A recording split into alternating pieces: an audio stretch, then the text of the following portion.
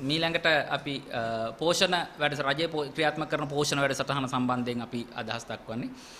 රජය සෑම පාසලකම ප්‍රාථමික අංශයේ දරුවන්ට පෝෂණ වැඩසටහන ක්‍රියාත්මක කරනවා. ද්විතීයික අංශ ක්‍රියාත්මක කරන ශිෂ්‍ය සංඛ්‍යාව 100ට අඩු පාසල් වලටත් මේ පෝෂණ වැඩසටහන ක්‍රියාත්මක වෙන සියලු දරුවෝ වෙනුවෙන්. එතකොට මේ පෝෂණ වැඩසටහන ඇත්තටම දෙමව්පියන්ට මහා පිටිවහලක් සහයෝගයක් සහනයක්.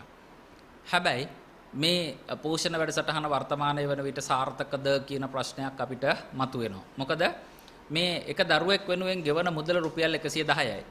මේ 110කින් නූතන මිල ගණන් යටතේ ආහාර සපයන්න පුළුවන්ද? පුළුවන්.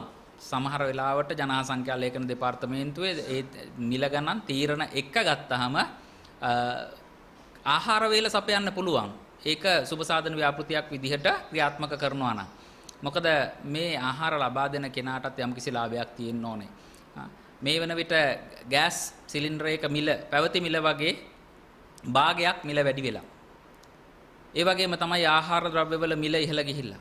ඉන්ධන මිල ඉහළ යාමට සාපේක්ෂව ප්‍රවාහන පහසුකම් වල මිල ඉහළ ගිහිල්ලා. ඉතින් මේ සියලුම කරුණු කාරණා සලකලා බලද්දී රුපියල් 110කට මේ කෑම වේල දෙන්න පුළුවන්ද කියන ප්‍රශ්නය ඇත්තටම අපිට සැලකිය යුතුයි.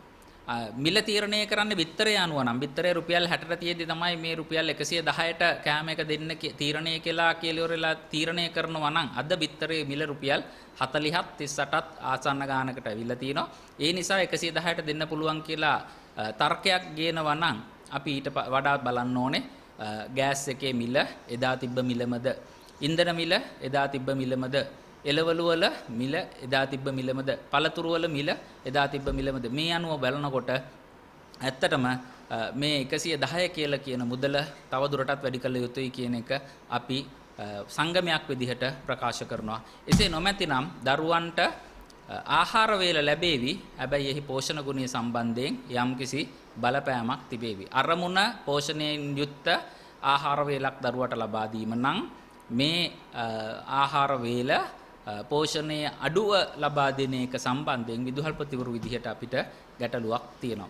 ලක්ෂ 11කට මේ ආහාර වේල වෙනුවෙන් වෙන්වන මුදල තවත් වැඩි කළ යුතුයි. ඒ සඳහා රජය මුදල් ප්‍රතිපාදන වෙන් කළ යුතුයි කියන කාරණාව අපි රජයට අවධාරණය කරනවා.